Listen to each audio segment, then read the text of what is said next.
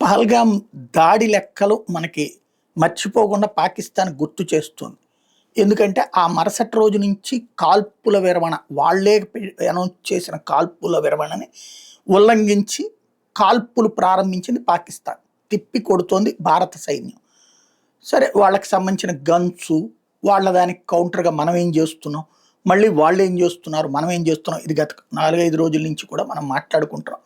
తాజాగా దాదాపుగా 10 సెక్టార్లలో ఇవాళ కూడా కాల్పులు జరిగినాయి. తెల్లవారుజామున కూడా రాజౌరి, నౌషేరా, కుప్వారా, బారాముల్లా, పూంచ్, అక్నూర్ ఈ ప్రాంతాలలో కాల్పులు జరిగినాయి.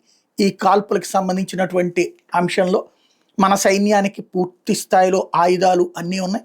వాళ్ళ దగ్గర ఉన్న వాటితో కాల్పులు జరుపుతూ ఆ దగ్గర ఏం కొరత లేదని చెప్పే ప్రయత్నం చేస్తున్నారు.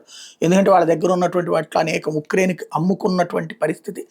ఇప్పుడు ఓ రకంగా భయపడి చూస్తున్నారు. అక్కడ మనం కనుక సరిగ్గా దాడి చేస్తే వాళ్ళకి ఆయుధాలు చైనా నుంచి అప్పులో తెచ్చుకోవాలా, టర్కీ నుంచి అప్పులో తెచ్చుకోవాల్సినటువంటి పరిస్థితి ఉంటుంది. కాకపోతే వాడొక రోగ్, వెధవకి మిగతా వాళ్ళు కూడా వెధవలు కావాలన్నటువంటి కోణంలో చేస్తుంటాడు. కాబట్టి మనం సిస్టమేటిక్గా పోతున్నాం.